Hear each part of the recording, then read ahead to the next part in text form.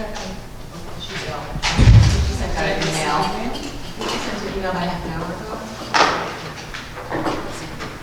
Are those microphones working? So don't we have to vote on the Yes. chair again? Yes, it will. But we can do that match first.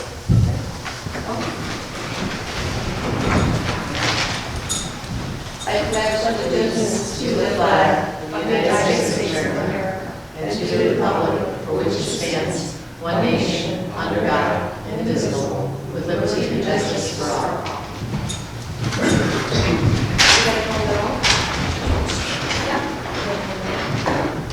Okay. Trustee Jones? Here. Trustee Mackenzie? Here. Trustee Paraboda? Here. Trustee Sweeney? Here. Paul also? Here. Richard Lang? Here. Lori Wachowski? Dana Wood? Here. Lawrence? Yes. So do we make a motion? Yes, somebody will make a motion to nominate. I move to nominate Trustee Sweeney to chair. A second.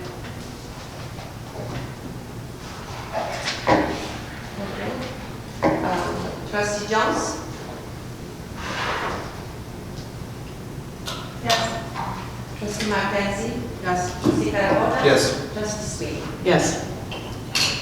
I'd like to call the meeting to order at 6:33 for our agency funding hearing, and we'll begin with Miracle House.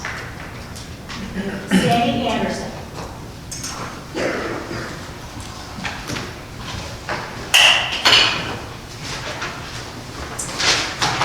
Good evening. I'm here to represent Miracle House, and we're asking this year for $6,000. For those that don't know, Miracle House is a halfway house for alcoholic women recovering from alcoholism. We're there to aid them with the rehabilitation and to give them a safe place to stay while they recover. This year, we did have a really bad, disgruntled resident that was asked to leave. She had been drinking, she was causing a lot of chaos, and then she went out and really bashed our house. So for a little while, we went for like almost 3 weeks without any residents.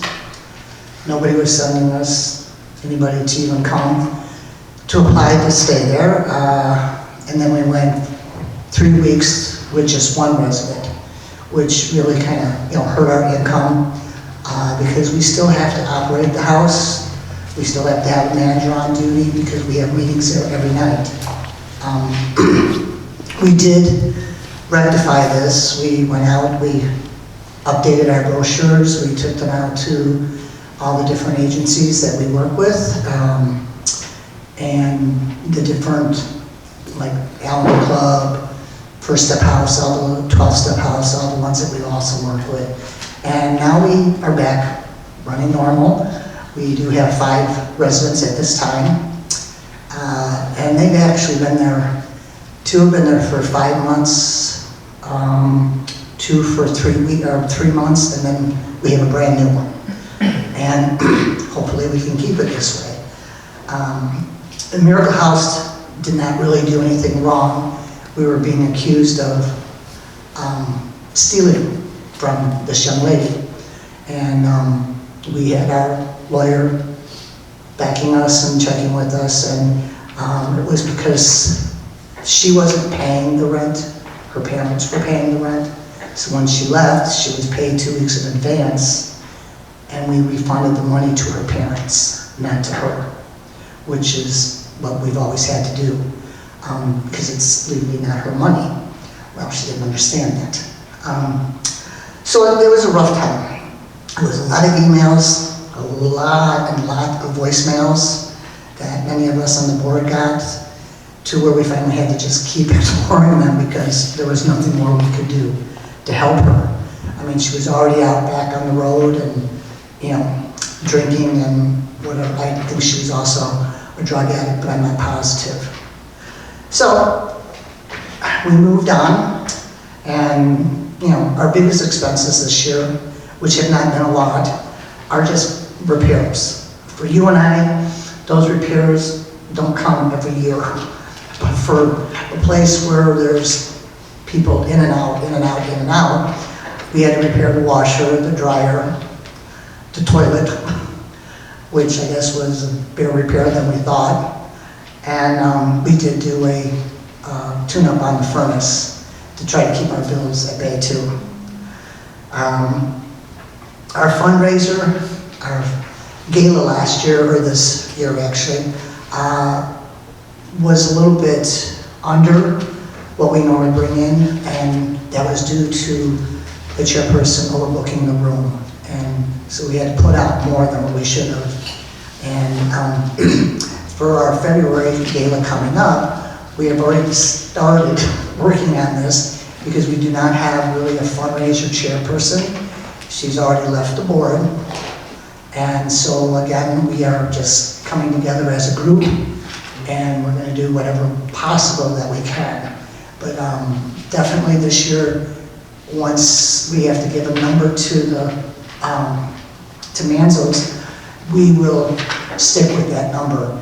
And then it's, I guess they said it's easier to add on than to take off. So that was a lesson learned. We did have a picnic in June, and we got like $1,000, which it was a very dreary day, and we were afraid that nobody was going to show. They did, and it turned out quite successful. We just did the Kiwanis Peanut Day on the 28th, I believe it was, and of course we don't know how much we've made off of that, but again, it was trying to get volunteers to come out and stand in the corners with us because it was a rainy day. But we did our best, and we stayed. And our upcoming events, we have a Fall Fest coming up November 9th. We hope to, it's not going to be a big fest, it's just chili and hot dogs and a bonfire. And I know we've had bonfires before, and they've been very successful, so we're going to try it again. It's a little bit later this year, but that's because I was on vacation and nobody else wanted to step up and try it. So now we are. And it's going to be a quickie, but we got our flyers out and whatever. And our,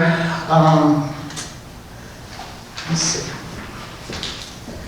Pretty much other than that, you know, we are just trucking along, you know, staying alive. We're trying to keep as many people there. We are getting more coming to the meetings than we have been in the past, which that of course is by word of mouth. And our biggest thing this year is we're being bullied, I guess you would say, to take Suboxone. And Suboxone is basically, it's a legal drug coming off an illegal drug. And we have never taken these kind of drugs before because it is a controlled drug, and we are not staffed to take controlled drugs.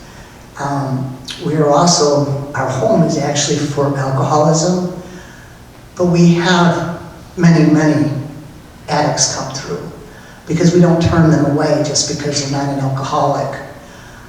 We're based on the 12 steps of Alcoholics Anonymous, not narcotics, but we do our best. And there is a lot of, I've been researching the Suboxone, and there's a lot of different opinions about it. Pretty much they're saying it's the new drug, the new pharmacy, money, dollar signs, and everybody is prescribing this. And we're being told by two of our board members who work at a recovery place that it's safe and they can't get high on it, and they should be on a tapering thing.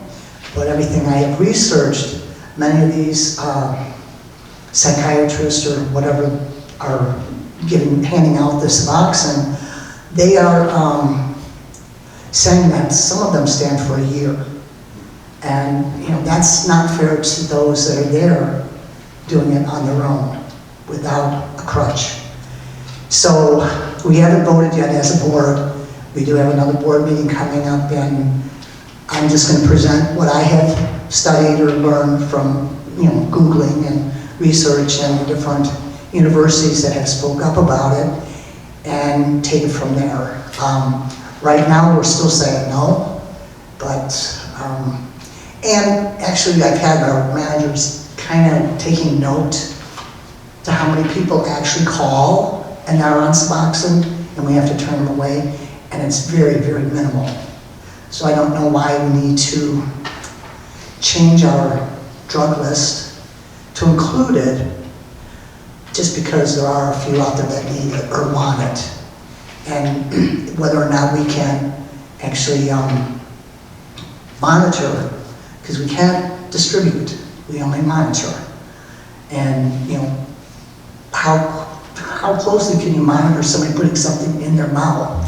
Because I've heard from one of our managers got sober in the VA hospital, that they would slide it on the sides and then take it out and dry it and crush it up and snort it.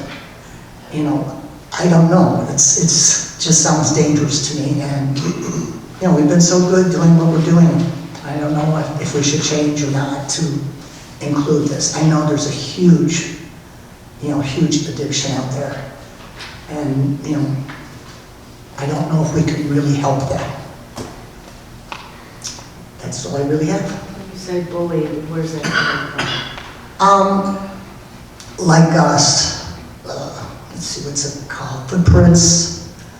They're different rehab centers that are newer. I know one is Footprints is one of the big ones that has been putting us down and saying bad things. They're not sending us clients, which, that's their prerogative, but we are there for those that can come.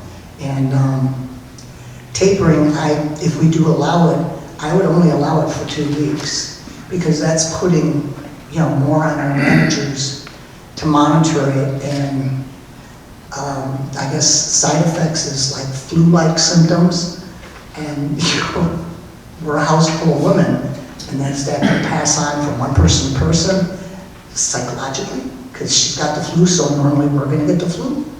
There's too many things that we're not sure of yet. I have also spoke to like Normandy House, Gateway, Ignatia House, and none of them take it. And I do know Serenity House does, but they have a full medical staff. And, that might be the difference. Sandy, would you accept a resident if they're on the Vivitrol shot? No, we have not. I noticed with you're tackling all this, you have with 2 house managers, is that correct? That's correct. And is that $12,740 in salary? Is that total? Or? That's total. Yeah, and I want to raise that because that is extremely commendable compared to what I've been seeing historically through the township coming in the last couple of years and at the last meeting. Really is a lot of good work for a real bang for the buck, so to speak. Also, the efforts at trying to generate funds outside of governmental bodies, including the fundraisers that you raise, et cetera, is really commendable. Thank you. How do you intend to, I'm sorry, go ahead. So you lost 17,000 in this last year. That's pretty much seems to be par. I don't know why. I think last year was 16 or 17,000 also. So how do you come up with the shortfall? We do have contingency funds that has to balance out somewhere, but I don't know how our financial person does that, how she figures that out. But this is to show us the true figures, but everything's always paid. So do you have a reserve of some sort? We have some money put away in like in a CD for things like this, or say the roof caved in or whatever that we have available. I do know it's not very much, but there is money there. And we don't usually see that too much at our board meetings to know exactly what that is. But it just always seems to be that we're always running in the negative. And even, I know it's probably tough, but we have a $500 grocery budget for a month. And every time we get new people in, they think they're running a gourmet restaurant. And we have to really kind of keep them at that $125 a week. They're allowed to bring in whatever they want, you know, their soda, their snacks, whatever. You know, they can bring all that in. We just can't buy everything for them. Thank you. Well, is there any questions, Susan? I think those are the questions that come to mind, so. I guess one other, just, you know, it's commendable that you got back on your feet after going through this. I'm sorry for, you know, to hear what That you was rough. did, but hopefully legally everything got addressed in what you said. And the damage has all been replaced, so there's not any other long-term. The clients that you had, did you actually kick people out then because of the? No, they just, all of us, I think at the time we only had 3 people, and the other 2 were already starting to, you know, transition out. They were just looking for places to go. And then, you know, all of a sudden, our meetings went down. There was hardly anybody coming to meetings. And, you know, we've had this once before when I first started the board, and it's like, we can't be positive. I mean, you know, we have to be positive. We can't, not everybody is the same. Right. We have to treat them equally. Thank you very much. You're welcome. Appreciate it. Okay. Next on the agenda is Turning Thank you, sir. Point Behavioral Health Care Center.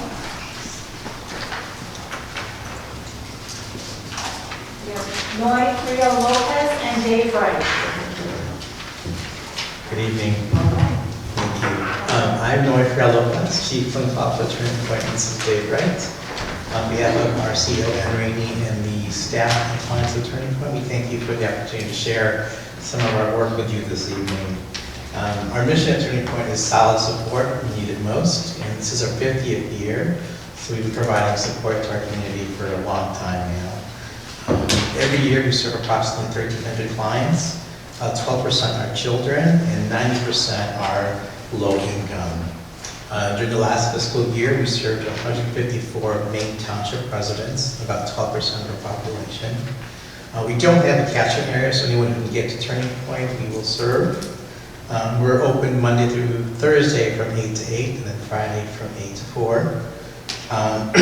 Unfortunately, insurance and fees only cover about 67% of our expenses, so the $50,000 that we're asking for would really help meet some of the gaps in funding. Turning Point has the highest level of CARP accreditation, which is 3 years. We've also been recognized by the National Council for Behavioral Health as well as the Illinois Council for Behavioral Health. We offer a variety of services, including outpatient services, where we serve individuals from the age of 5 on up. Clients come to us with adjustment disorders to more chronic, severe mental illness like bipolar disorder, schizophrenia, and depression.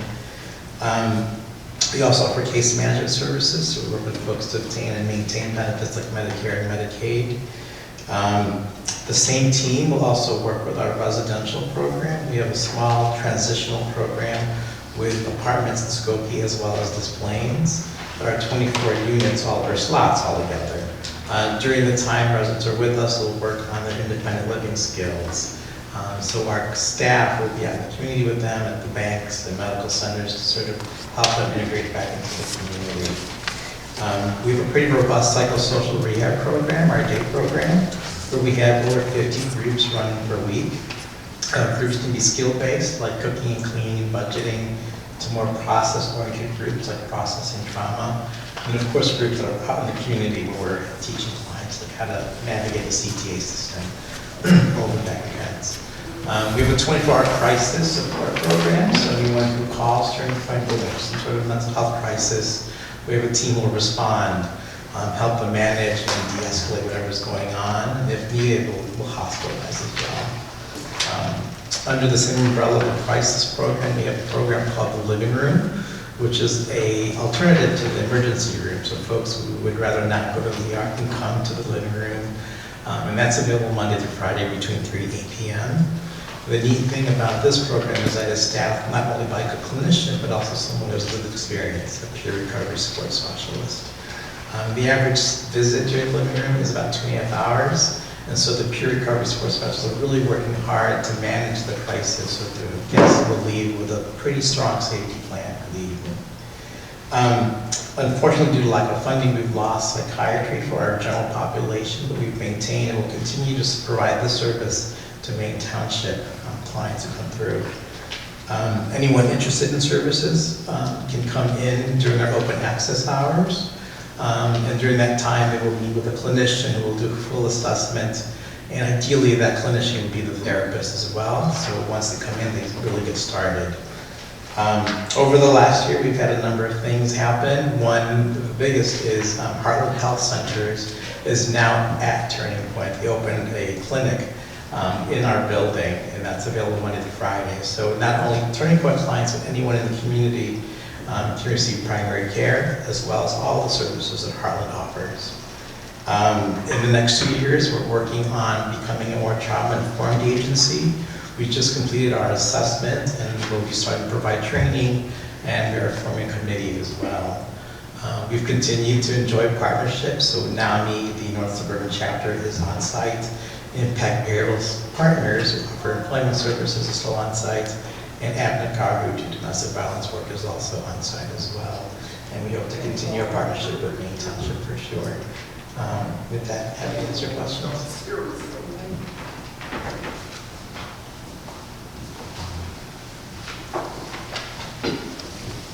Can you comment on what the residential client expenses of $177,000?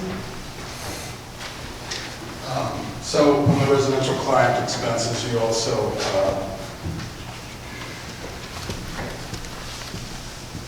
so those are net expenses for,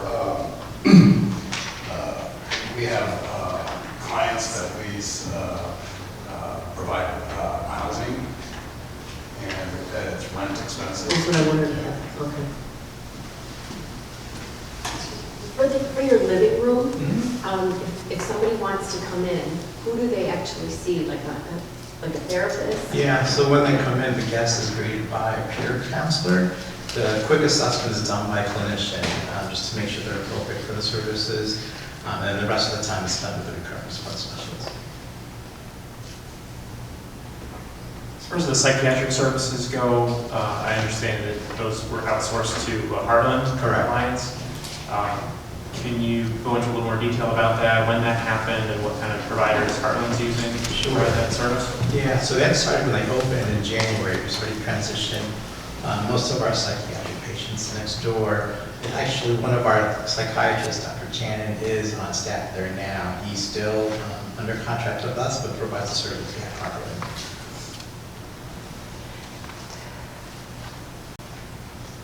Any other questions? Thank you very much. Thank you very much. Thank you. Thank you. And now we will move on to Avenues of Independence. We have Bob Ozaki and Kathy McCarthy.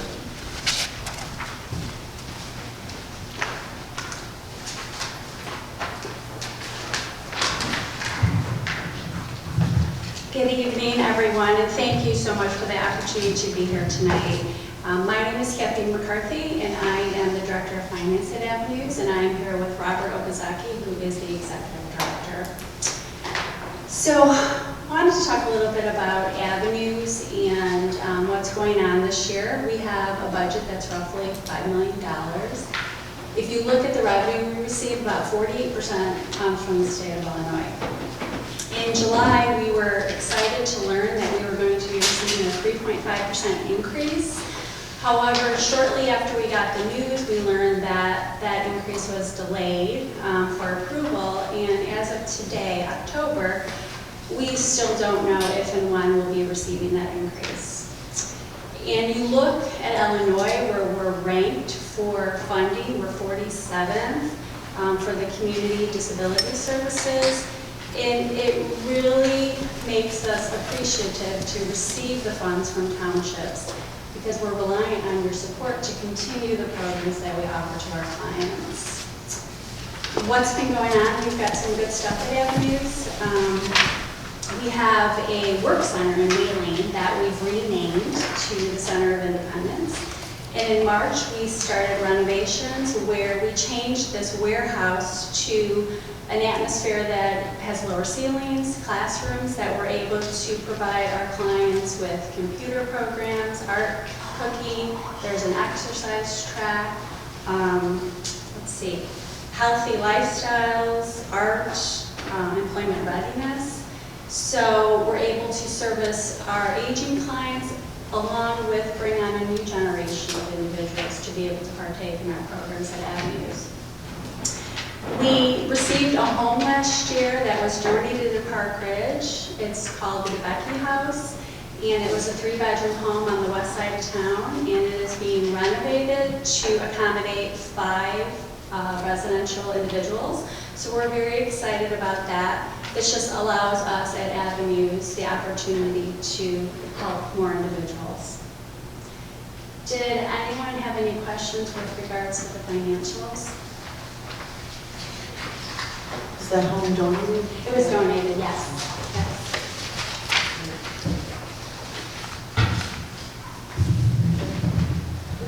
Good evening. I want to address your question whether the home was donated, and it was. Avenues Independence got it started as the Park Ridge Aid for Retarded Children in the basement of the Methodist Church. And shortly after, we changed our name to Northwest Suburban Aid for the Retarded. Obviously, 20 years later, and by 1995, the use of the word retarded was outdated and outmoded, so the organization changed its name to Avenues to Independence. But we're born and bred in the township. We provide the majority of our services here. The fact that a family is willing to donate their house to us, I think, is indicative of the kind of support we receive. We try and be good stewards, like the township folks. You have to be careful how you use your taxes and what they're spent on, and because we're relying upon the community for our fundraising, we have to be careful too. And the fact that our organization was started here makes it difficult because the cost of housing is pretty high. And without a gift like we received for this house, and frankly another house in Park Ridge, we'd be priced out of market. So we're fortunate to have that level of support, and we continue to evaluate additional housing. As Kathy said, the reimbursement rate in Illinois is one of the poorest in the country. And so it makes it difficult for us to expand our programs to support many more people in need. We have around 65 people on a waiting list now for residential services. And that is only because of the difficulties we have with the state funding. But it also is kind of borne out in the fact that our industry routinely runs about a 20% vacancy rate in staffing. Now we're a little bit better in the neighborhood of 8 to 10%, but with 50 direct care employees, that's maybe 4 or 5 individuals at any one point in time, and with unemployment being at a record low, it's tough because the state promulgates its wage rates, and right now it's 12 bucks an hour. And the county out here, it's 12 bucks an hour is a minimum wage. And so we've been kind of relegated to a minimum wage industry, which is not the way it's always been. I mean, 20 years ago when the state started some of the group home models that exist today, we were a good $2.20 higher than minimum wage. But over that period of time, because of the increases in cost of doing business and the lack of similar increases from the state, we are now a minimum wage industry, and so we've had to work hard to try and get our pay scale a little bit above that. I mean, our starting wage right now is $12.50, but that just doesn't cut it either. But it also tells you that every year that goes by, my reimbursement rate is $1,020 short of what the state should be paying. And so there has to be continued efforts made at the state level to improve things, but nonetheless, we're fortunate in terms of the ability that we have here locally to do our own fundraising and try and make ends meet. But there's a limit to how much we can do, and so that manifests itself in a waiting list now because we can't get too far out over our skis to ensure that the services we provide to the existing group of folks still can be as high quality as possible, and that incrementally, if the funding's there and we can expand, we can continue to do that. And so with the assistance of the township and the fact that you folks here tonight listening to us and the other presenters, I think the local funding that you provide is extremely important. And we look forward to working with you. Our programs are right here in the township. If you want to come and see firsthand the results that you're helping to produce, you're more than welcome to come out at any time. You'll see our folks in and around town. They're going to the Jewel in Bussey, the Jewel up here on Dempster, Pickwick, other venues in town. Some of our folks who have lived in Avenue's residence are probably better promoters of our program than what Kathy and I are doing here. And so they speak volumes in terms of the value of the services that you're helping to support. So thank you very much for the opportunity, and we're certainly here to answer any questions you might have regarding our programs. Thank you.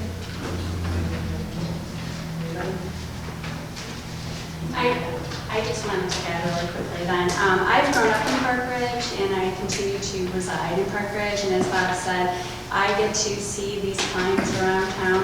The only difference now is I know them by name, and since I look at the numbers, I see how what you guys do really makes a difference in our organization, and it allows us to really continue to provide the necessary support for our clients. So thank you so much.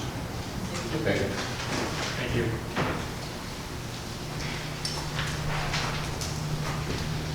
If Catholic Charities is here, we can We are. 7:15, a little bit early, so.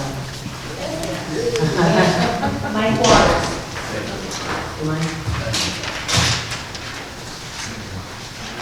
Good evening, I'm Mike Waters. I'm the Northwest Regional Director for Catholic Charities. First of all, I thank you for your support in the current funding year and for the opportunity to be here tonight. Catholic Charities is the social service arm of the Archdiocese of Chicago. We help anyone in need regardless of religious background. Many of our clients are at or below the poverty level, and our mission is to provide them with hope, help, and the resources they need to try to get on the path to self-sufficiency. Locally, we have a deceptively busy office on Rand Road in Des Plaines. I don't know how many times I've had people tell me that they've driven past it every day and never knew we were there. It's one of a handful of full-service regional offices in the suburbs that Catholic Charities runs.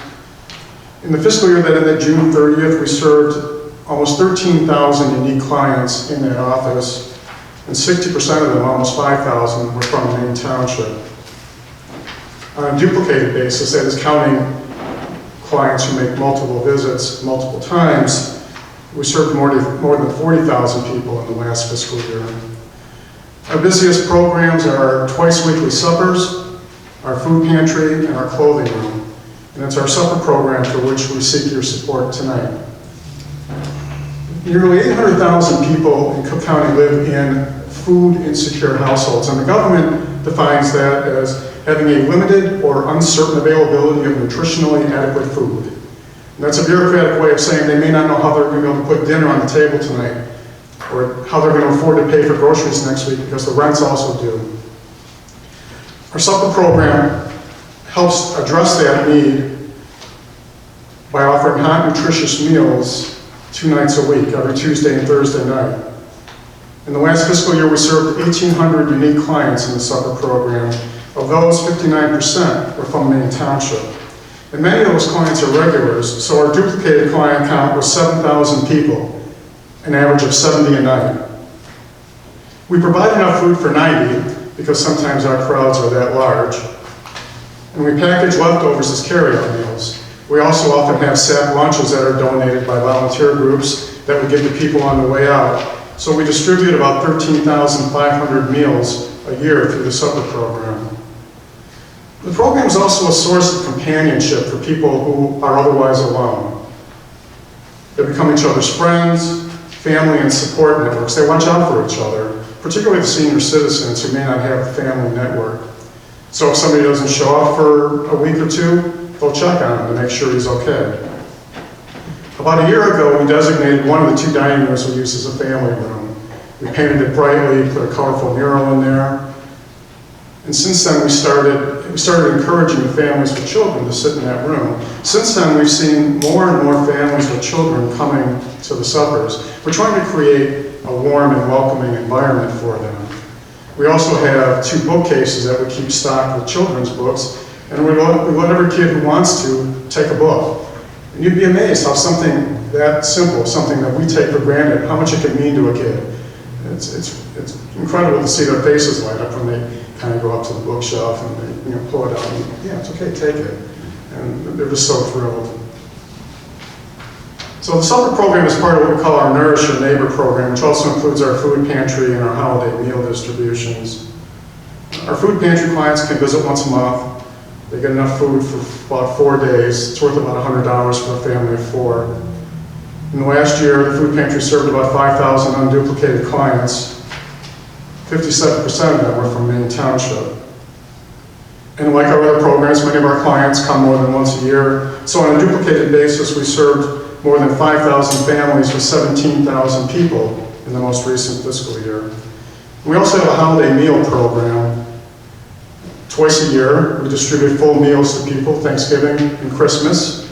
At Thanksgiving, it's a turkey. Christmas, it's a ham. We also give them potatoes and vegetables and all the other fixings for a family meal. We served about 2,000 unduplicated clients last year, and 51% of them were from Maine Township. Finally, the supper and the other programs in the Nourish Your Neighbor program, they're a point of entry for clients who are connected to other services that we offer at that time. Thousands of people, 3/4 of them from Maine Township, come to our clothing room every year, and that's open during the suppers on Tuesday and Thursday evenings. We intentionally try to schedule our programs so that people can take advantage of more than one at a time. Hundreds of low-income seniors receive voucher books good for $25 worth of free produce at local farm and market. Low-income seniors receive monthly supplemental food packages. 338 people, 2/3 of them from Maine Township, received health screenings, health information, and nutrition education. These are programs that, again, are offered during the suppers. Our goal is to get people into the building and then to try to connect them with other services that improve their health, improve their well-being, and help get them on the path to self-sufficiency. We offer tutoring during the Tuesday night suppers and recently expanded that to Thursday nights in our new learning center. And we have 351 tutoring sessions in the last fiscal year, 2/3 of them to children from Maine Township. We have a number of other counseling and housing and financial assistance programs, and many of the clients in these programs are introduced to those programs by Catholic Charities staff and volunteers through our supper program. So our clients come from all walks of life. Some of them are homeless, but a lot of them are working poor, families who are struggling to get by because of the high cost of rents in this market. It used to be, the rule of thumb is that 30% of your income should go to rent. So with the average rent in, say, Des Plaines for a 2-bedroom apartment being at least $1,300, that means you need to make about $52,000 a year to hit that 30% threshold. For people without a college degree and without a skill in a trade, those jobs don't exist anymore. So they're working 2, sometimes 3 jobs in retail or food service, making barely livable wages, maybe not getting benefits, and they're still struggling to make ends meet. Those are the people who are coming to our suppers. Those are the people who are coming to our food pantry. Because every $100 worth of food they get from the food pantry, every free meal they get from our supper program, that puts money in their pocket to pay rent, to pay for transportation, to pay for their other expenses for their children. So these are the people turning to Catholic Charities. which provides a safety net to help keep them from falling through the cracks. So as you see in our application, we're a large agency. We have a $200 million budget. But the vast majority of that money, about 3/4, is from the state and federal and local governments for contracts to manage social service programs on their behalf, primarily the state and federal governments. They're hiring us to manage programs for them because we can do it better and more efficiently than they can. But that means the money we get for them is limited for the use in those programs. Also, as the previous presenter talked about, we also are having issues with state funding not keeping pace with the cost of the programs. Just this week, we announced that we closed 3 Head Start centers in Chicago because the reimbursement we're getting from the city of Chicago isn't keeping pace with the cost of providing that program. We're losing money on it. So Chicago raised the minimum wage to $13 an hour, which we think is a good thing. We support a living wage. That meant we had to raise our employee salaries, not just in Chicago, but all throughout the agency, because we can't have people in Chicago making more than people in Waukegan or people in Des Plaines. And so those programs are now losing money. So we do not have other resources to shift to the supper program. So that program has to be self-funded. We have to generate enough money locally to pay for that program. The program has a budget of about $44,000 in the current fiscal year. And that assumes that most of our meals are paid for by sponsors who provide the food. And usually they are, but sometimes those fall through. And when they do, that means more cost for us. So far in the current fiscal year, we've received about $24,000 in program donations, so that leaves us about $20,000 short of our goal.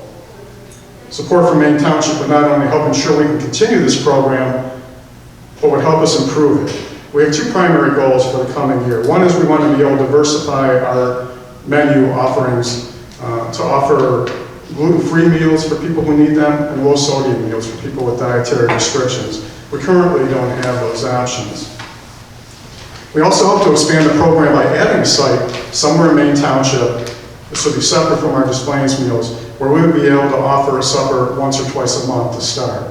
It would probably be at one of the parish partners in that region, but we'll require additional financing to do that. So we thank you again for your past support and for your consideration of our application. And I'll be happy to answer any questions that you may have. I have 2 questions. Uh-huh. The first one is when you're putting your staff together, how do you determine for your homeless population where they come from? And my second question is why is this the first time that you're requesting funding? We did receive funding last year. Oh, you did? I'm sorry. My apologies. That's okay. Homeless, some programs we do track specifically. Some for the supper program, which is the one for which we're seeking funding, that's more of an anecdotal observation. We know we do point-in-time surveys for the supper where we ask people about demographic information, where they live. And so those are the statistics that we use to compile, to calculate the percentage of those clients coming from Maine Township. So for our supper program, 10 to 20% are homeless. The majority are working poor, single mothers, families headed by single mothers, and a lot of senior citizens who are trying to live on Social Security.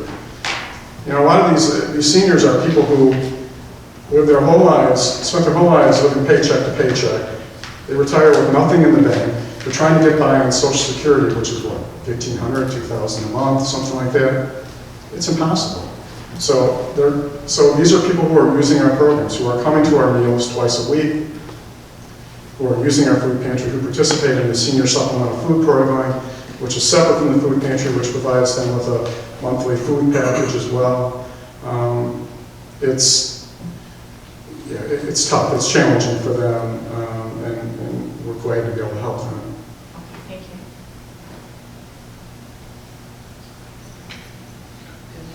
So can food pantry clients, they can attend the twice weekly supper program as well? Yes, they can.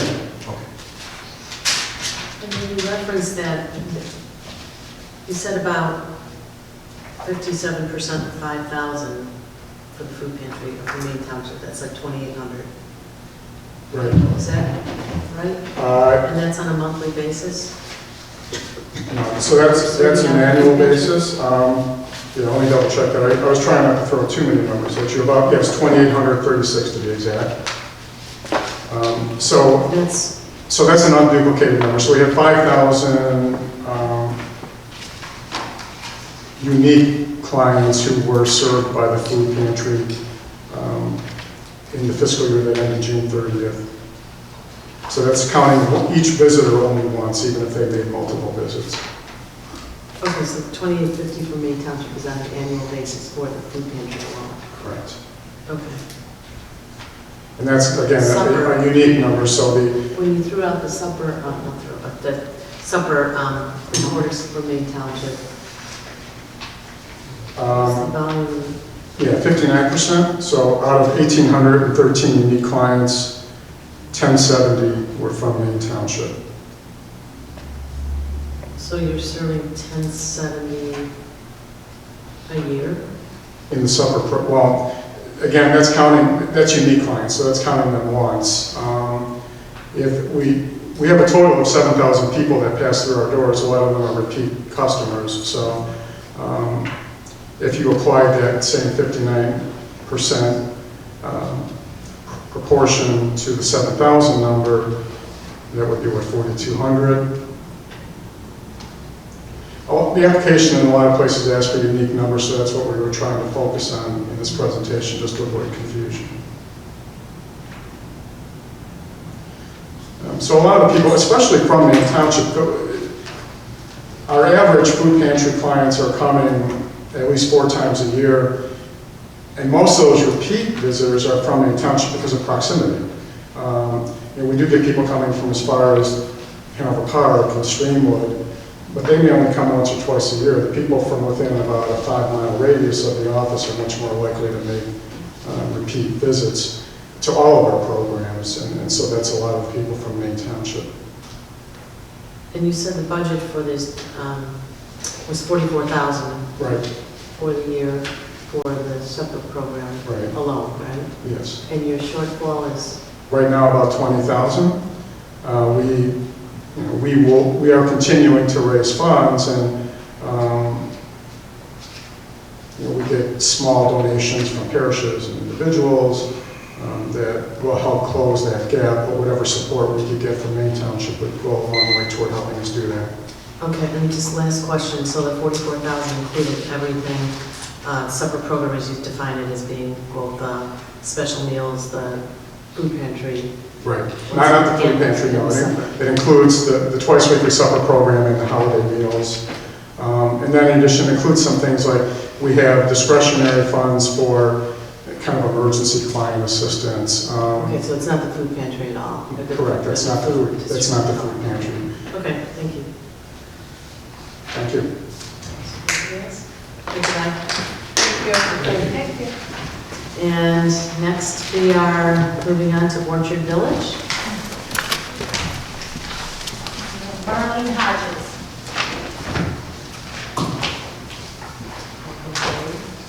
Thank you.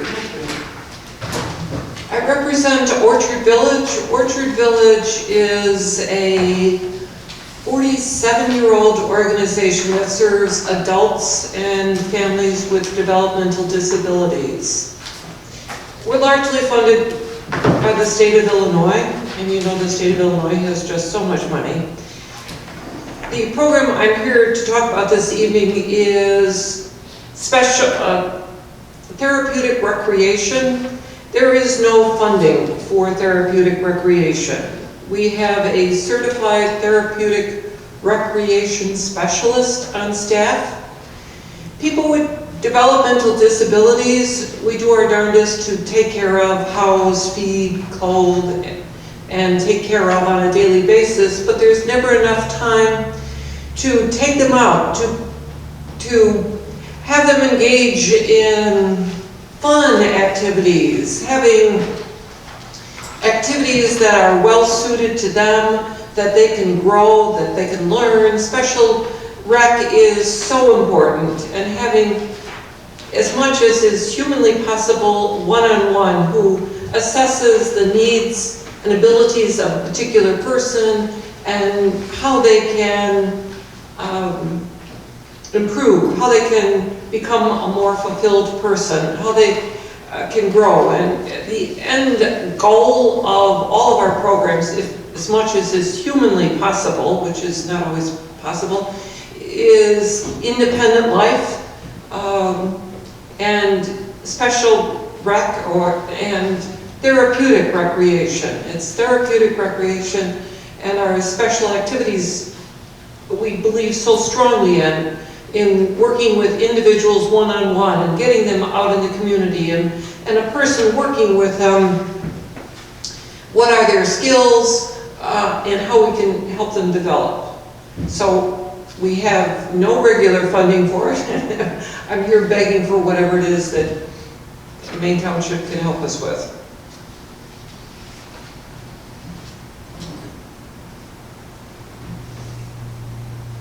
Questions, anybody?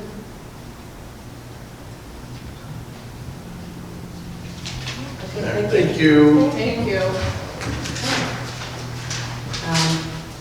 We now have a break, unless we have somebody here ready to present. No, we do not. Okay. We'll have our break. I'll let you know when somebody comes, if not, we'll post at 8 o'clock.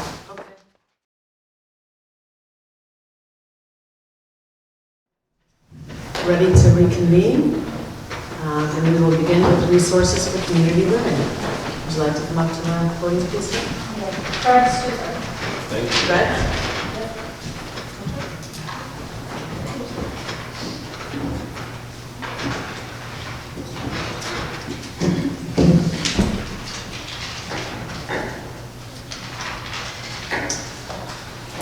Good evening, everyone. As you heard, my name is Fred Stupin. I'm the Executive Director of Resources for Community Living. We are a nonprofit serving individuals with developmental disabilities. We cover an area about northwest Cook County, as far up as potentially the border of even Lake County to the lake and Stream Lake. We have been in existence since 1993, and we have been working in Maine Township since 2003. I want to thank Maine Township and all your trustees and, of course, staff for working with us for all those years. We missed one last year, but that's fine, it happens. I wanted to just mention that we really appreciate the help. We work with clients in the area that are not traditional clients that you may expect at other organizations that work with individuals with disabilities. Everyone calls the individuals we work higher functioning. So having said that, we have a challenge. And the challenge is that because they're considered higher functioning, many of the support services and benefits that are available to more extreme individuals with disabilities are sometimes not available to our clients. So they basically have to, all of our clients are working, number one. Number two, they may even drive. They are probably 60% of our clients live independently or semi-independently. But having said that, they cannot do so without support services that we provide. Our population is the most vulnerable, because if they do lose a job or they do lose housing or someone that supports them, they basically end up on the streets. These are individuals that you would find on the street. Your more severe cases are basically pretty much taken care of. Our clients are more difficult. So what do we do? So our goal is to really work with clients that we work with to be really independent. And to the degree that they can, with the supports that we can provide. This allows for less people into the regular system, so in general, less tax dollars go in their direction, things like that.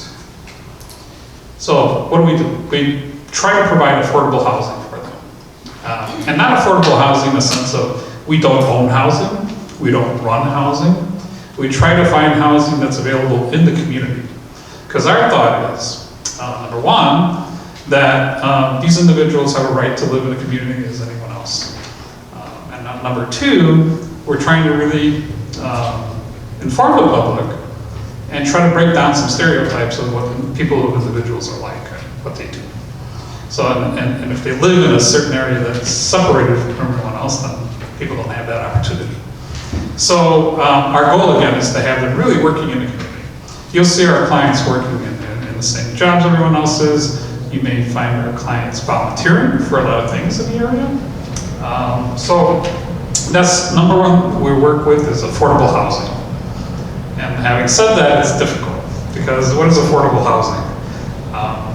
I know when I got out of school and I tried to get an apartment, well, it was difficult. And you know, you have to work hard and save and try to do it, and the same is true with our clients. Number two, we work with our clients in helping them find jobs. Because to live independently and having the responsibilities of paying a rent and paying for utilities, they will need to work.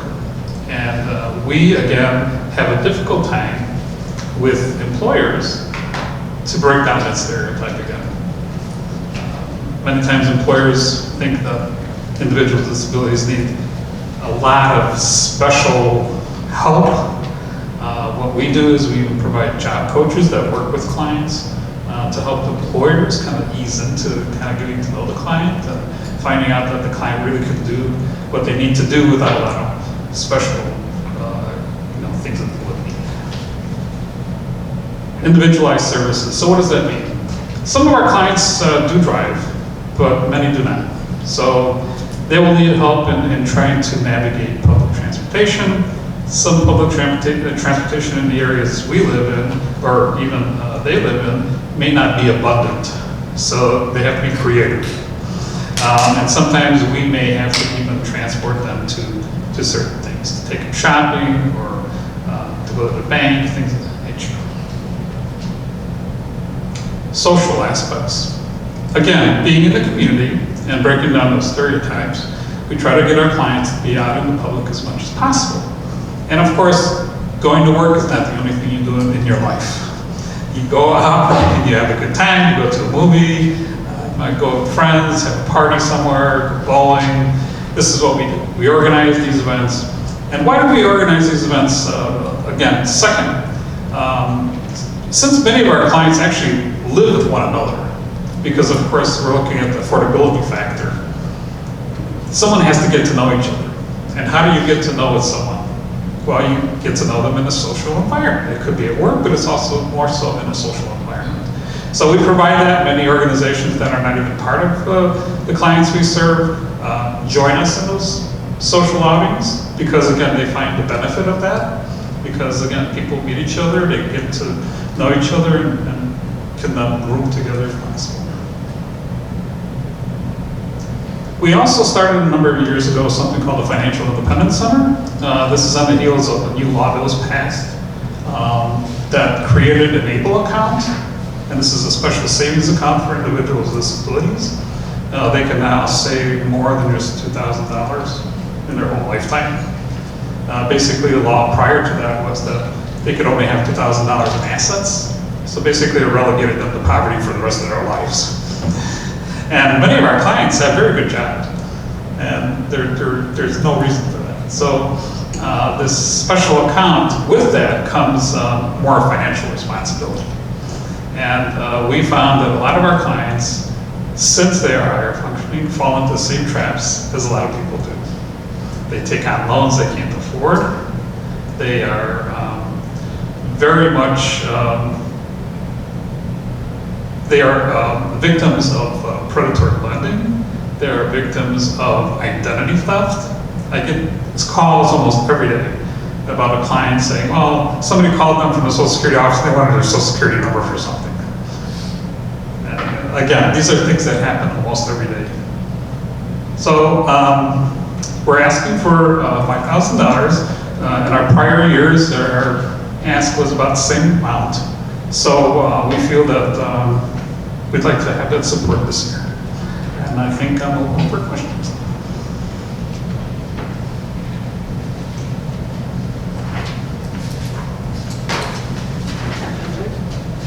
Thank you. Thank you.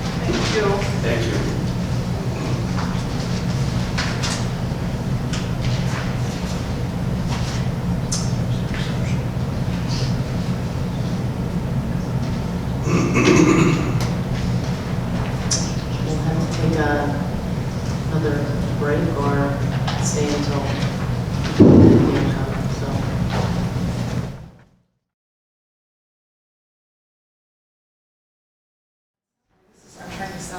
Okay, we're ready to reconvene here, and we welcome Kenneth Young Center, if you'd like to come forward to the podium. We have Linda Springer and Sharon Payton.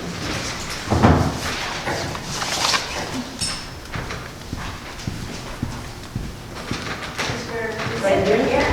Right up here, sorry. All the way. Okay. Yeah, the microphone. Oh. There's a camera, so. Oh, great, okay. Well, thank you for having us. My name is Linda Springer. I'm the clinical director at the Kenneth Young Center, and this is Shireen Payton. Hi, and I'm the division director for community collaboration and public resource development. So, my eyes here. Kenneth Young Center is a community mental health center. We're based in Elk Grove Village, and we provide a wide range of services there. We're here tonight to specifically ask for your support for our mobile crisis response team services. So this team provides crisis services where traditionally you might be more familiar with SAS services. So SAS stands for Screening, Assessment, and Supportive Services. So Kenneth Young Center is contracted with the Illinois Department of Human Services to respond to all of the SAS calls. And Maine Township is one of the townships that we provide these crisis services to, all of the high-risk youth that would be in your community. So Kenneth Young Center receives calls from the hospitals, the schools, residential facilities, group homes, police departments, outpatient counseling. So basically any child that presents in crisis that has Medicaid, the contract steers that provider or whomever that contact is with that child to call the CARES line, and then the CARES line immediately gets a hold of our crisis worker, and we're paged, and then we have 90 minutes to get to the site wherever that child is to do the crisis assessment. So Kenneth Young Center served 672 residents of Maine Township in the last fiscal year, and our SAS team conducted 273 crisis assessments in the emergency room at Lutheran General. So I was just talking with my manager that runs this team, and she said basically we are in Lutheran General Hospital every single day. And in addition to the hospital, we are also in most of the Maine Township schools on a daily basis.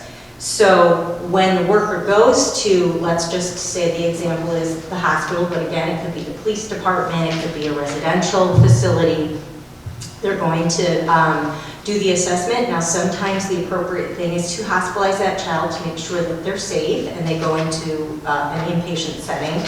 Or we may decide that with supports we would be able to deflect the child from the hospitalization, but we know that we're going to have to wrap that child and the family in intensive services if they are deflected and they don't go into the hospital. So Kenneth Young Center, this team of counselors provides unique services. So we are following that child after, either while they're in the hospital and then after, so both. The counselors, the SAS counselors are in your schools, again, daily, so they have strong relationships with the school social workers, and they can go into the school and see the child and make sure that they're doing okay. They work with the families. They often are in the home. They go to the family's home. We also link that child directly with our child psychiatrist. So we know that if that child is hospitalized and they're put on meds, the appropriate thing is not to have that child wait to see the doctor. So they're triaged and they see that doctor within a week of discharge. So being that our therapists and the team of therapists are in the school, they've built relationships and for years have supported the Signs of Suicide program that's in your community schools. And so we have a worker that's there on the day when that happens, and we provide consultation with a social worker. So if a social worker, my understanding is the kids do a survey, and then it cues the social worker if there's a high-risk youth in the school. And so we can provide consultation with the social worker. They say, what do you think we should do? If that child really looks like they're very high risk, then we would actually do the assessment and go ahead and get that hospitalization going if that's what's needed. So we are here today to request $20,000 from Maine Township to support this program. It would allow us to expand our capacity in terms of serving the kids that are in your community. We would use those dollars to increase our staffing for both the clinicians and our mentoring program. So one of the unique services that Kenneth Young Center also provides is therapeutic mentoring. So if those children are struggling with certain skills, we connect them with a mentor, and then the mentor actually will provide 3 to 6 hours of mentoring a week where they go with the child into the community to help them skill build. The other thing, we do have an office site in Mount Prospect, but if we had the resources, we would look to maybe find a more convenient location, a little bit closer, just to limit the drive for parents if they were needing to get the child to group. So that's SAS, and that's what we are hoping to use the dollars for. So I'm happy to answer any questions if there are any. I have a question. States that you get just under $1 million from other townships. So can you break that down, or I don't know if you can verbally tell us, or maybe give that to Christina. It's a nice chunk of money, and I'm just wondering how many other townships does that equal, or? So we are heavily supported by Schaumburg Township. So our main campus is in Elk Grove, and we are contracted to serve, like the main population is Schaumburg and Elk Grove Township. SAS is a little bit different because the state calls them lands, so they're areas, and it's a much broader area that we serve. So Schaumburg Township gives us a good amount of money, as does Elk Grove Township. And then we also receive a smaller amount of money from Hanover Township because they're actually similar to Maine Township, where they're specifically supporting the SAS services. I don't know if we receive any other township dollars. Do you know, Shane?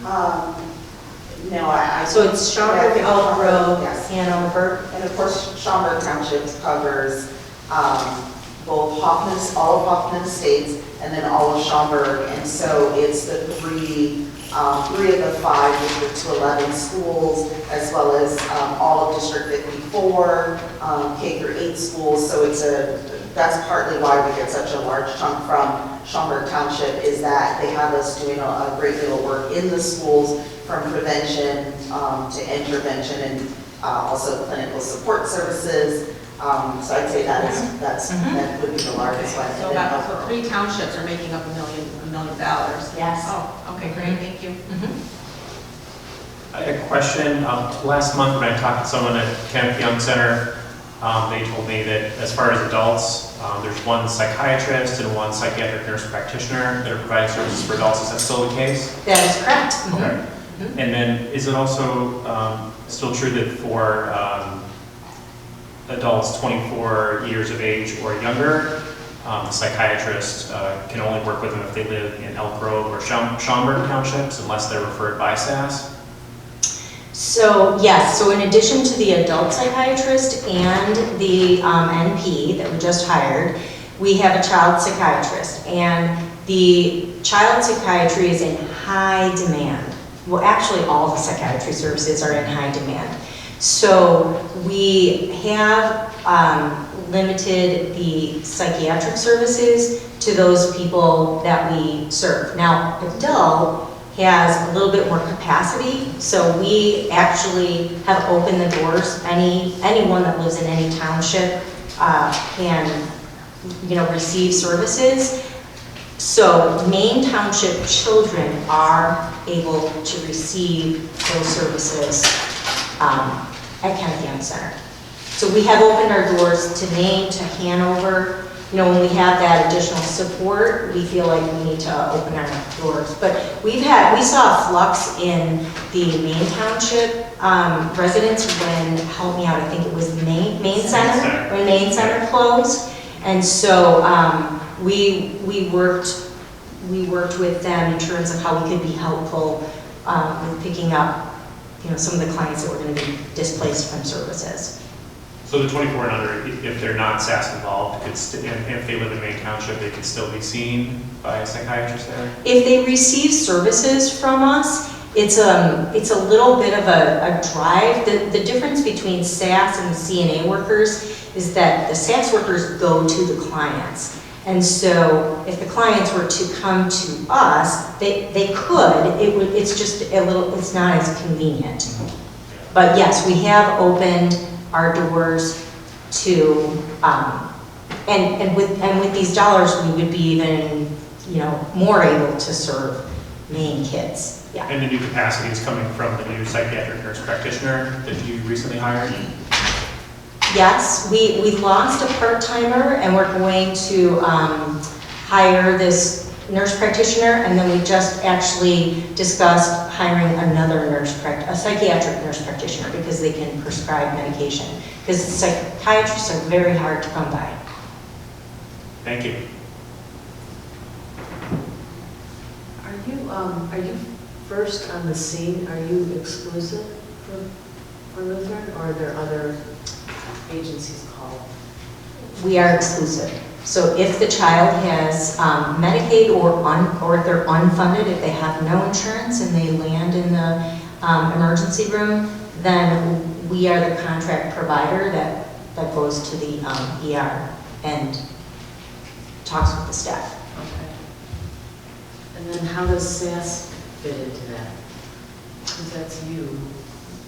So if a child is in, again, just using the emergency room as an example, it could be the police department, it could be the schools call us a lot, and they have a child that they feel is at risk of being psychiatrically hospitalized or needs to be psychiatrically hospitalized, and Medicaid is their funder, then they, by contract, they have to contact the SAS provider, and we are the SAS provider for this area.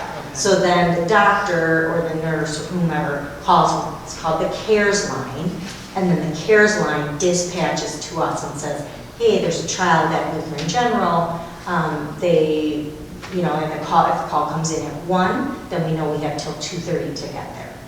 And then we go in and assess the child. And your funding from the state is about, what, 40% or so? Yes, the overall budget, I would say so, yes. But just to clarify, but it's not all for clinical services, it's also for prevention services, working with communities around substance use prevention in the schools, education, communication campaigns, things like that. So I would say 40% for clinical services, but 40% of our overall budget. Yeah. How come you haven't ever applied for those before? Well, that's a good question. And the manager of this particular team just happened to, I think there must be, some public listing of who you support. And she came to me and said, Linda, we're not supported by Maine Township, and we do a lot of work in Maine Township. So that's why we're here. And my position as public resource development in that role just started in January, and actually the manager was one of the first people to contact me saying, okay, here are the townships where we serve, but we're not receiving funds.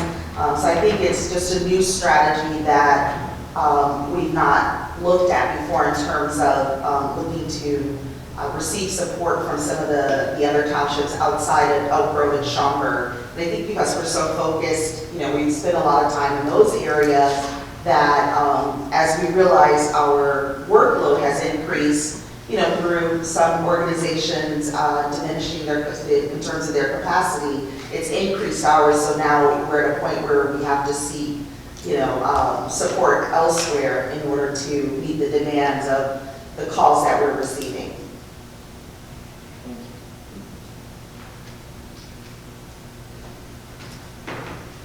Thank you very much. Thank you. Appreciate your time. And lifespan? We do not have, no, somebody just walked in the restroom, so I don't know if it's Okay. We have clear book here. Do you have clear book? So it's up to you. Okay. If you're ready. Oh, do you want to finish it? I can check it around first. No, That's fine. Because they're supposed to start with their, come into their times to be ready. If they're here, we should just see if they're ready. If not, we'll let them go ahead. Because they're supposed to start at 8:30.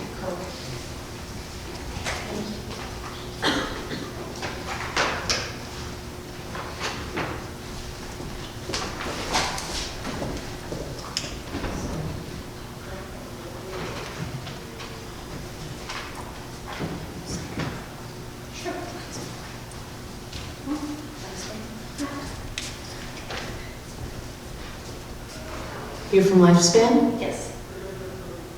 Yes, she is from Lifespan. Great. If you're ready, we can proceed with that. Otherwise, if you need a few minutes, we can start with Clearbook. No, I think so. You ready? Sure. Okay. We have Denise. What?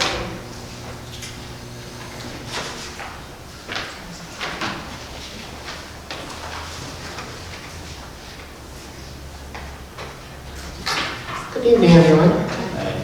My name is Denise Wolf-Barker. I'm the Executive Director of Lifespan.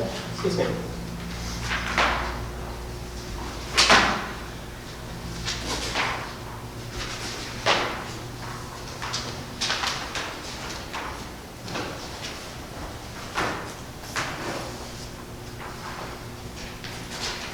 I'm recovering from bronchitis, and we at some point had a bottle of water. I don't know what I did with it. Here.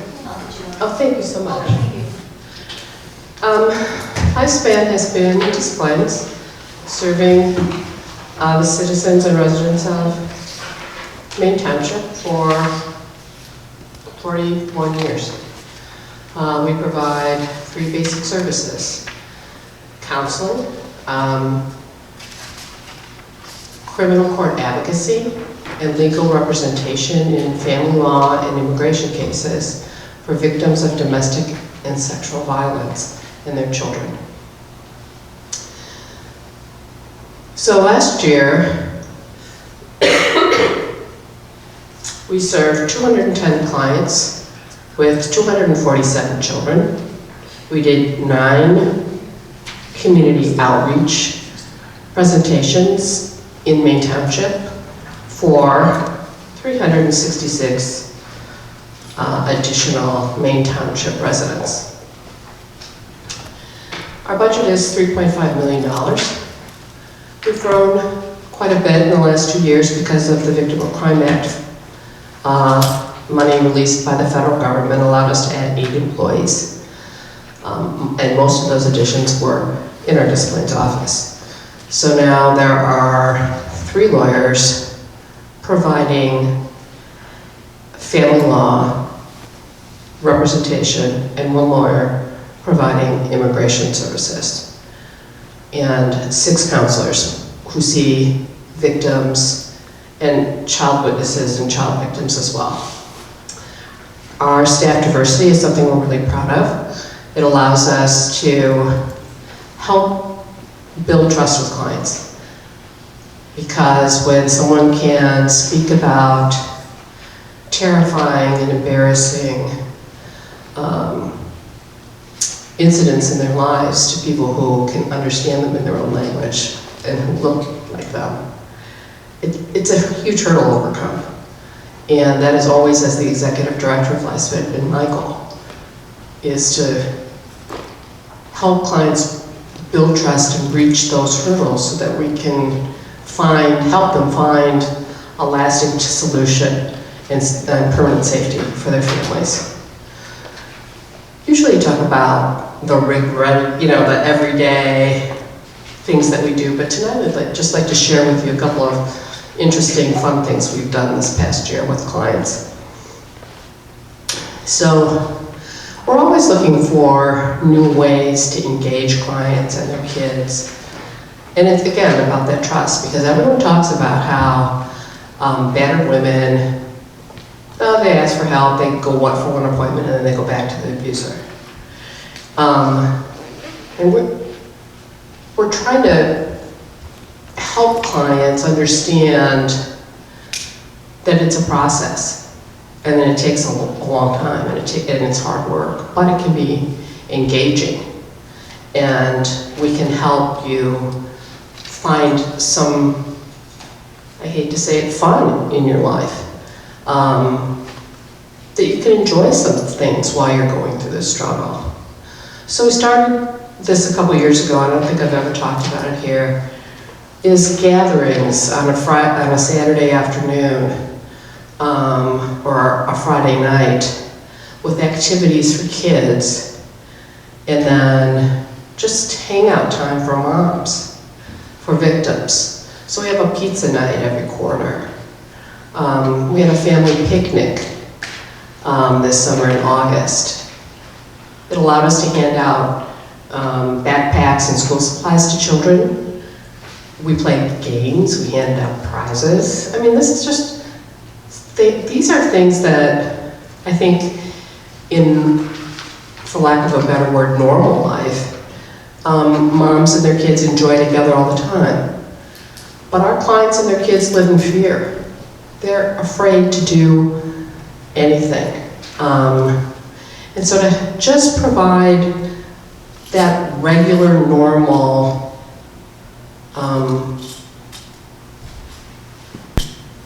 pleasurable, relaxed maybe is a better word, experience for them is really important to us. We also, last February, did a family Thanksgiving, because holiday time, it's the worst for our clients. It's the worst for their kids. Their family isn't together. Not only that, they're terrified all the time.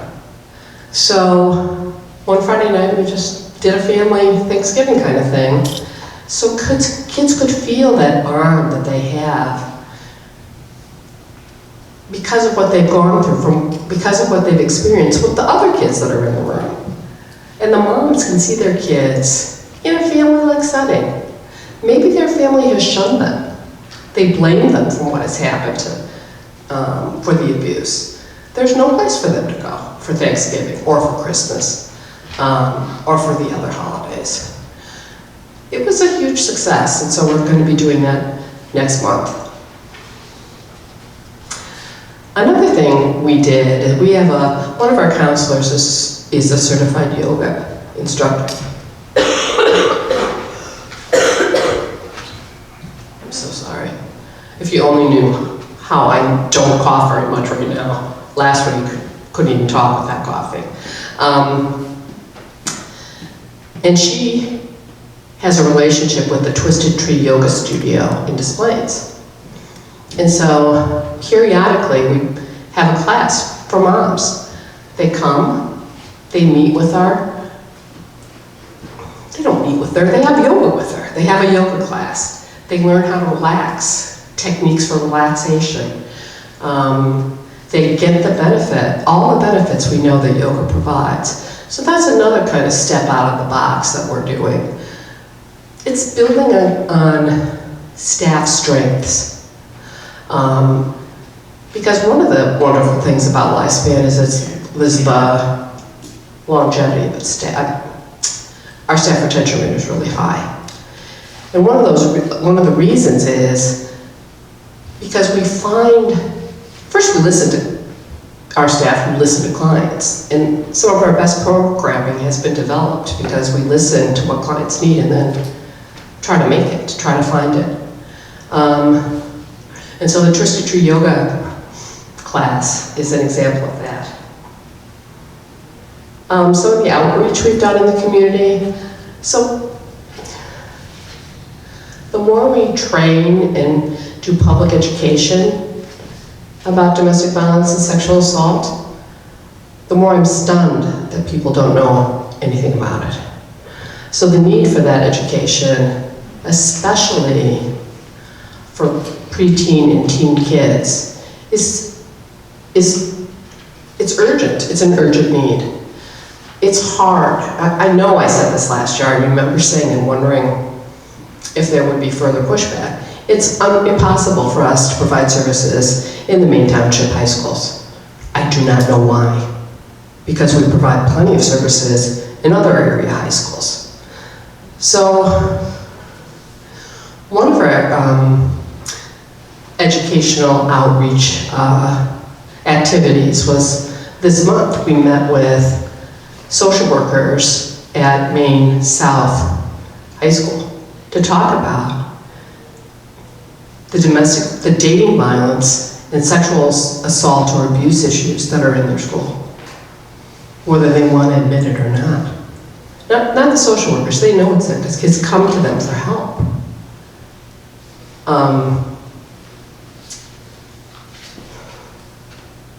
We also did a presentation in the District 62 School of Des Moines. It was a parent-teacher thing, and it's always an exercise in, I think, finesse and observation and quick reaction. Because we know, just statistically, that in any group of couples, there's a couple who have experienced domestic violence sitting there. And how safe is it to talk about it for that couple, for that whoever's the victim? So that was another thing we did. We are in the process and displays of moving into a new office suite. And those of you in the nonprofit world, you know how excited our staff is to have a place with new carpeting and new paint, and clean windows, and drawers that open and close. And that's been a big effort. It's been a year-long effort. And we think that, again, it's going to make staff feel valued, understand how much they give to clients, allows them to help clients feel safe in a nicer spot, in a nicer environment, and that helps everyone, the clients, the staff, the organization. I am truly grateful for the support of Maine Township. We're your people. We're your TV place. It's so important. Because it wasn't long ago when I was coming before you with a budget of $2 million, which is my comfort zone. So to say to other funders, yes, we have the support of our community, and here's how we can show you. We have this money from the township in which our office is located. That means they think we're necessary to the community. That means they're willing to take their very valuable dollars and give some of it to us. And so thank you. Thank you for your long-standing support of Lifespan. I greatly appreciate it, and I'm happy to answer any questions.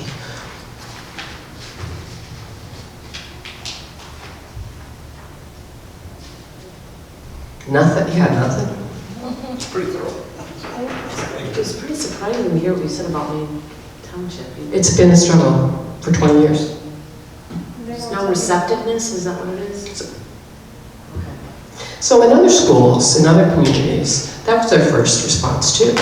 And it comes from the fear of, okay, if we recognize this is in our school, we're going to have to do something about it. But we don't know what to do.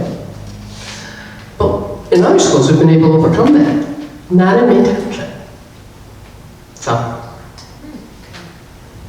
Thank you. thank you so much. Thank you. Thank you. I feel a whole lot better. Thank you. Somewhere around here is a bottle of water.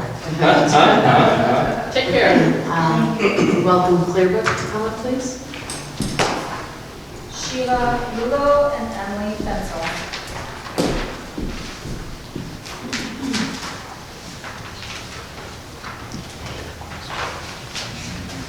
Hello, thank you for having us here tonight. My name is Sheila Lulo. I'm the Executive Vice President at Clearbrook, and I'm Emily Fensel, and I'm the Director of Day Services at Clearbrook. And I'm going to give you a quick overview of Clearbrook services, and then Emily's going to speak more specifically about the services that we're requesting your support for. So Clearbrook is a large provider, one of the largest providers in Illinois for services for individuals with intellectual and developmental disabilities. We provide services really throughout people's lifetimes, starting with early intervention services for babies, 0 to 3. We also are the Child and Family Connections Resource and Referral Agency for our region for children born with disabilities or delays. And then we provide home-based services. We're the largest providers of home-based services in the state of Illinois. We're providing those services in 16 counties. And those are services that families for both children and adults can receive in their family home to help them provide care for their child or adult with intellectual or developmental disability. We also have 10 day program sites spread throughout the northwest suburban area. And we provide extensive residential services. We have 52, soon to be 53 group homes in 4 counties. And we also have 4 intermediate care facilities for individuals, adults with intellectual and developmental disabilities. And those provide a higher level of care and support than our group homes that are located in the communities. And in addition, we, this past year, we're recipient of funds to provide respite services both for children and adults to give families an opportunity to take a break and take a breather and then continue to care for their family member. We also provide vocational services for adults with intellectual and developmental disabilities, helping people find jobs in the community. We are a community-based agency, which is why we provide such a wide geographic spread, as I said, in 16 different counties. Any questions? That covers it. All right. So to speak a little bit more specifically about the programs that are in Park Ridge, we have 2-day programs. One is our CAP program, it's the Clearbrook Autism Program, and then the other one is our Choice Program, and they are side by side in an office building on Northwest Highway. They both serve, between the two of them, approximately 55 individuals. The autism program is more focused on those individuals with that diagnosis, and so the schedule is set up for them so that it is consistent. They have, every day is fairly similar, except for maybe a change in the outings. The Choice program has a little bit more freedom. Those individuals range in abilities and as well as ages. We have some individuals who come to us part-time because they may also go to other programs outside of Clearbrook. And then we have some individuals who also are employed in the community, and so on their days off, then they come to us as a way to hang out with their friends, socialize, and maybe participate in activities that we have going on. One of the key components of both of those programs is the integration piece into the community. Our goal, especially in the Choice program, is to help our individuals build those skills in order to hopefully move forward with community employment. And so some of what we do are volunteer opportunities. That can be Meals on Wheels. We have twice a week we go to Seasons Hospice. They do some legal or kind of paperwork in the front, but they also sometimes go and play Uno with the residents or just kind of hang out. That seems to be their most favorite part versus the office work, of course, but they will still do that. They also do, we have a relationship with River Trail Nature Center where we have a wildlife ambassador program, And we have a couple individuals from both the autism as well as our choice program that they go to the River Trail Nature Center once a week, and they provide education to children's groups that come to learn about local wildlife in the state of Illinois. So all of that, they have to get there in some capacity, obviously. The programs between the two, I think they have 4 vehicles, but as you know, gas continues to rise. And really, between the 2 programs, they are out probably 12 to 15 times a week. And that can be groups of maybe 4 or 5, or it can be groups of 10 to 12. So all of those vehicles cost money, the gas costs, as well as upkeep of the vehicles, all of those pieces that go into it. That is not included in state funding. While the state will tell us that the rate covers all of those costs, we well know that that's not really the case. So that's why we're here today, is to kind of introduce ourselves to you and let you know what we do here, and to ask for the money to help us continue running these outings and opportunities. Thank you. Thank you. Thank you. Anybody have questions? Any questions? Thank you very much. All right. All right. Thank you very much. And last but not least, we have my cat, Terry. Terry Collins.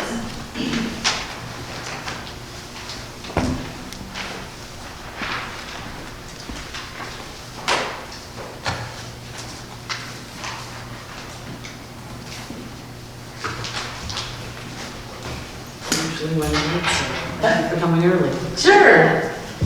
No, I'm glad actually, because tomorrow's always a full day and it's better to get home early. I'm sure you guys are all interested in getting home early too, so thank you.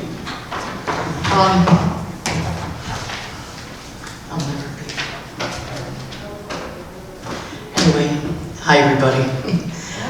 It's really nice to be here, and I want to thank you for the opportunity to be here tonight.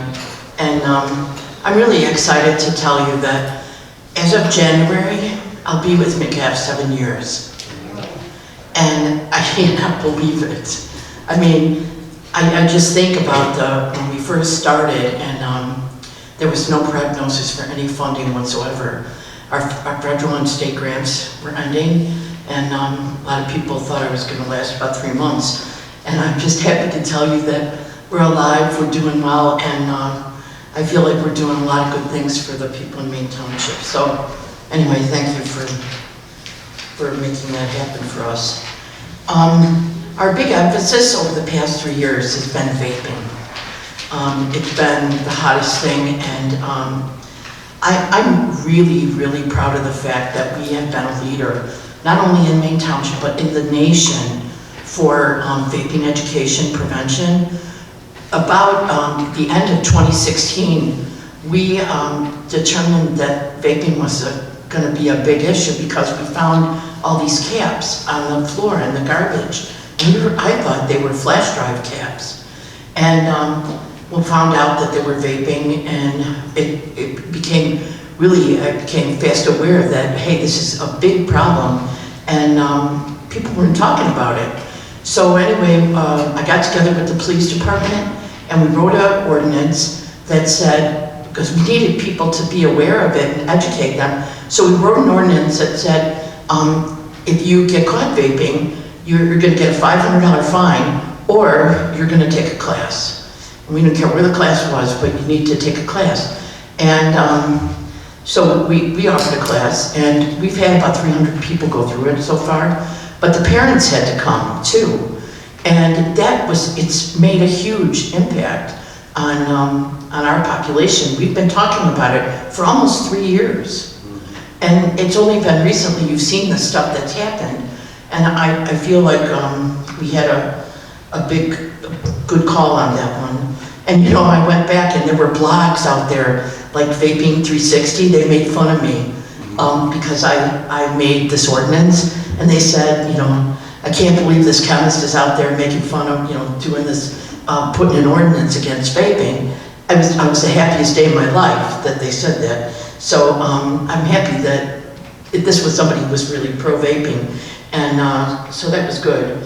But we've had, like I said, about 300 people going through our classes. We've been out to the elementary schools, the middle schools. We've gone out to health fairs, any national night out, everywhere. And I bring the vaping stuff with me. So I show people what it is and what they're looking at. We started a campaign that was Say No to Drugs. You might have seen it with the purple signs. And it's really for educating people on what drugs are, what vaping is, and not to bury their heads in the sand and not talk about it, but really get out there and talk about it with your kids. We've also been on the radio, WCGO 1590. We've been on there 6 times over the past 2 years, and we've brought the teens on there with us to talk about vaping.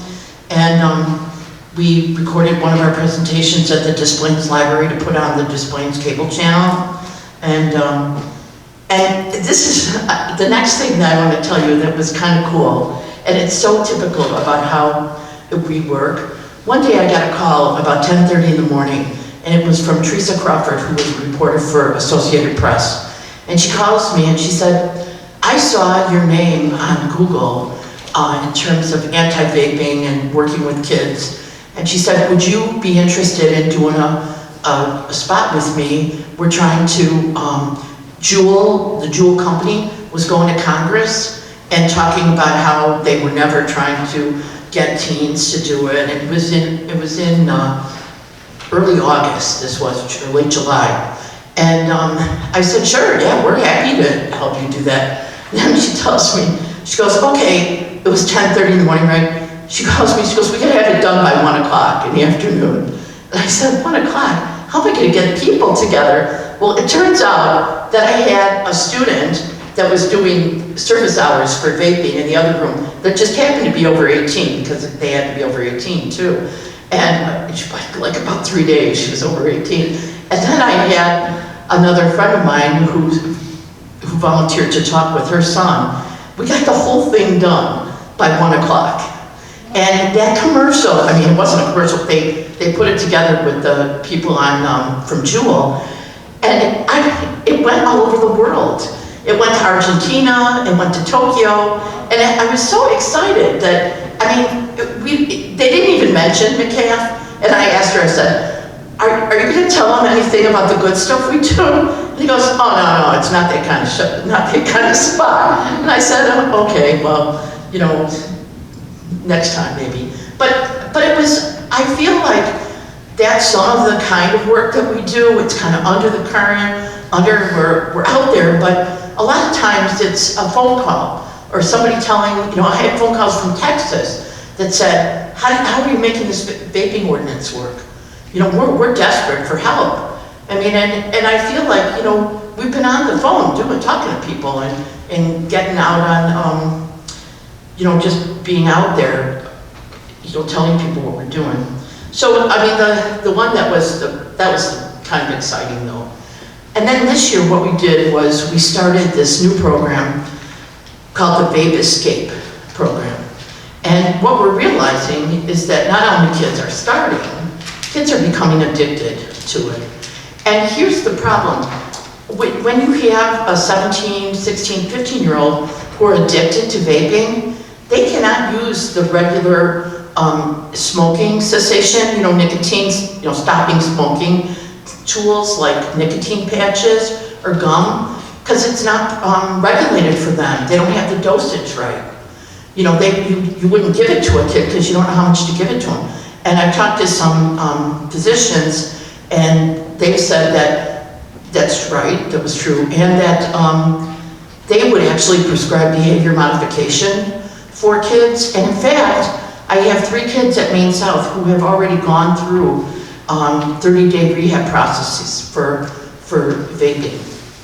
And they have agreed to talk, so their parents will let them. So I'm really excited about getting maybe a forum together so that they can talk.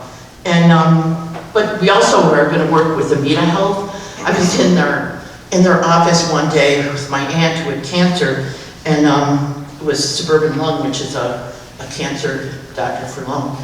and they had a how to stop smoking poster in their office. And I said, hey, you guys, you really need to get a stop vaping poster up there. And they said, oh, really? Well, how do you want to do that? So within about 5 minutes, I got myself some more work.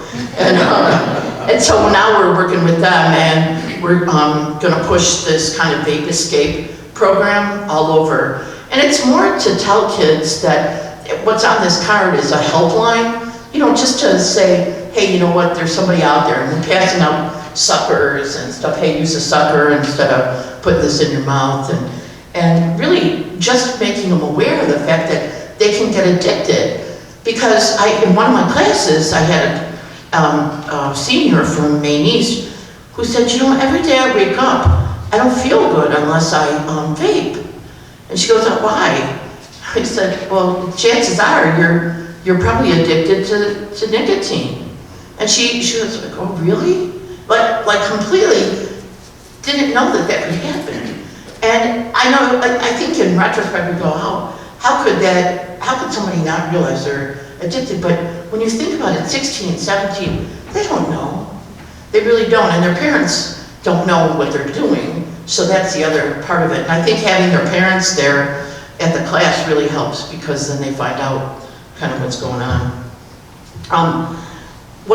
The other thing I'm planning on doing is doing some surveys in the cafeteria, because I don't have any hard metrics on how many people have quit yet. And I think, I really do believe from the feedback that I've been getting from some of the kids, between the stuff that's been on TV and the stuff they're seeing at school, I think they realize that this is a serious issue and that they're not doing it as much. I'm not going to say they're not doing it, but I think they're thinking twice, which is a big deal.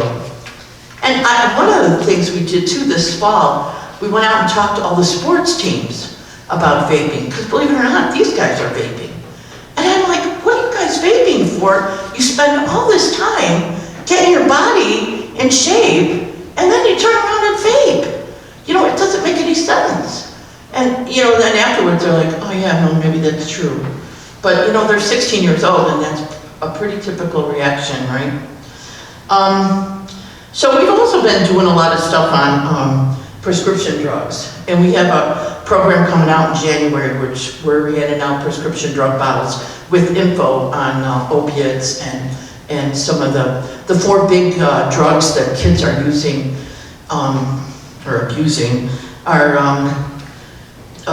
Adderall, Xanax, Oxycontin, and ecstasy. Those are kind of the 4 big ones that go on, and Rich, you might have another perspective, but that's what we see. And Adderall is a big one. So we're going to be putting that out in terms of education. From a financial side, we've been really working hard on fundraising. We have several new board members. We're expanding the board to 16 now. It wasn't working at 8, and half the people couldn't come half the time, and really, I think boosting the numbers will be good, and boosting the different people on there will be good, and a lot of them we have more energy for fundraising. Our past boards have not necessarily bought into the fundraising because we were on a grant, and so now I'm looking forward to that. Our benefit has really grown. Over the first year, we took in about $6 grand, and now we're up to 30. So that's thanks to everybody here in this room too, because you guys have supported it, and that's a huge deal. I mean, it's something that I really feel the community support when we go and do this thing. I mean, people support us, and I can't ask for too much more than that. We've had a lot of volunteers. We've been doing. I still have interns from Loyola University. From the nursing students come on Thursdays, and I have 2 interns from Northeastern Illinois University.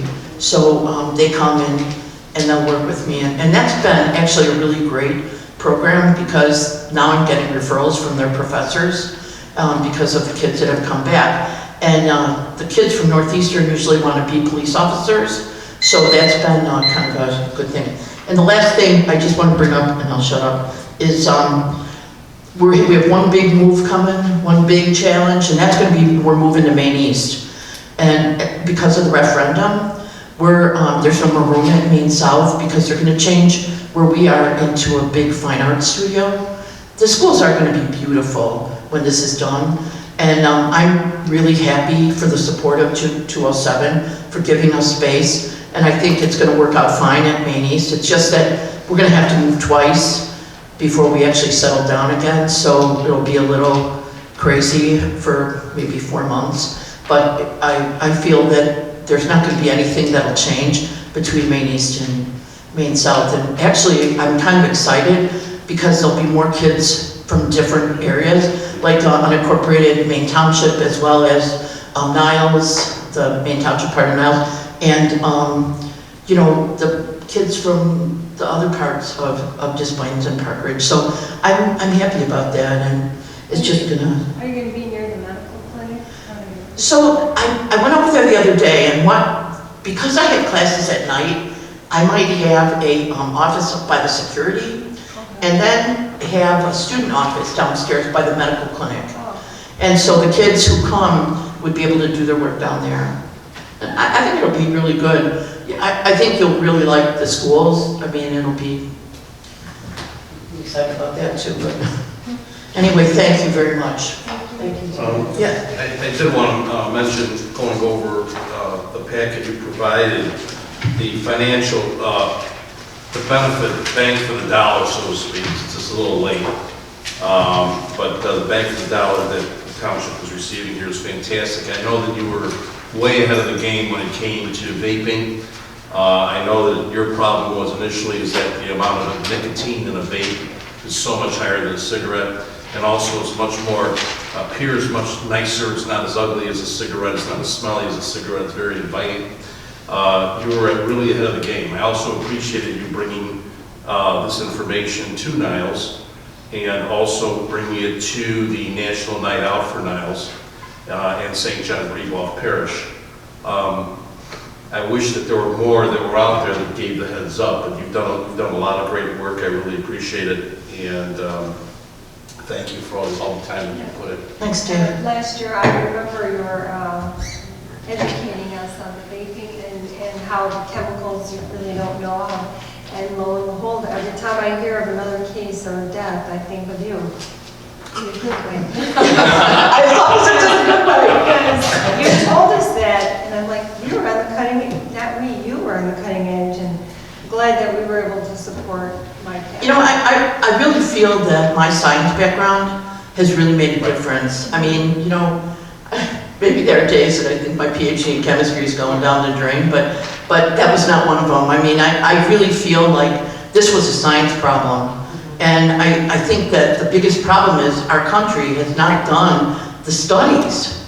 I still can't really believe this, that they approved this without any studies. And I know the FDA bought into the fact that they thought they were gonna lower the smoking rate, which is this massive public health, right? There's a public health problem like this, and they thought, okay, we're gonna introduce this little public health thing, and if we don't have the studies, it'll still help this public health thing. Well, really, they couldn't have been more wrong, and especially with kids, because if you could see this stuff, I mean, tomorrow I'm going to Vernon Hills High School invited us up there, and I have one of my interns. We're bringing the pig's lungs with us, and if you could see the oil that's going into fresh tissue, you know what I mean, like good tissue, it does not take a rocket scientist to figure out this is not, it's not compatible. And I can't understand why we're using our kids as guinea pigs. And they're doing the same, and I'm going to stop after this, but they're doing the same thing with recreational marijuana. The same exact thing. There's higher dosages of THC, there have not been studies done on it. And I guarantee you, over the next 5 or 6 years, you're going to see all kinds of issues popping up from higher dosages of THC. Not from the low stuff, but from this higher dosage THC. When you get up to 85, 90% THC, they don't know what's happening. There have been no studies. The federal government is right now, it's classified as a class 1 drug, which means it's illegal. So no universities or public health labs can get their hands on it because it's illegal. So what the federal government needs to do is make it a class 2 drug to get it into the laboratory so they can actually do the studies to figure out what's going to happen. And they haven't done that.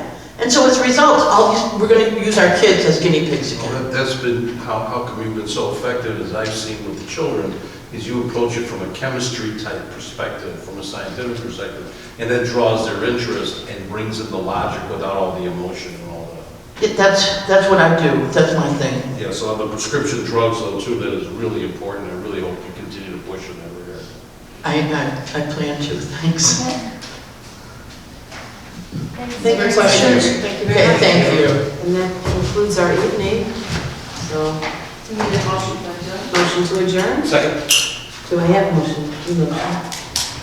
Motion to adjourn. Thank you.